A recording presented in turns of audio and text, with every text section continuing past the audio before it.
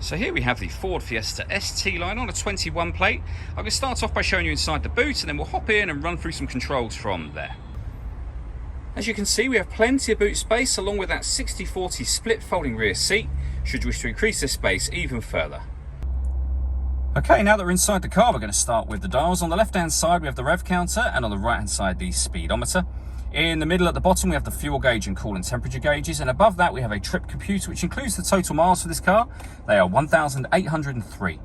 The trip computer information itself can be changed using buttons on the steering wheel. So for example, we've got settings, your phone, audio and navigation menus, and then back round to the trip computer section again. If we back out to the steering wheel, on the left hand side we have cruise control and speed limiter, as well as some stereo controls. Stereo controls continue on the right hand side with phone controls, and the buttons to change the trip computer information are just here. Over in the center we have the touchscreen for the car. So this is where you can access, for example, your satellite navigation. There's a full video showing how this system works on our website and on our YouTube channel. You can access or pair your phone, I should say, from here. So hit add phone. Search for your vehicle on your device and select it once it is found. Just follow the instructions on screen from there. And then when it comes to music, we have AM, FM and DAB radio, as well as Bluetooth audio as well.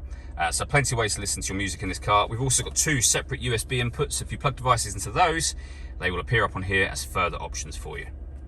Working our way down, we have the climate control. So you can adjust the fan speed, the temperature. Any adjustment you make to the temperature will show up here.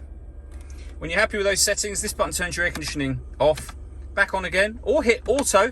The car will now maintain the temperature you've asked for by taking full control of the fan speed for you. You can override that whenever you wish to.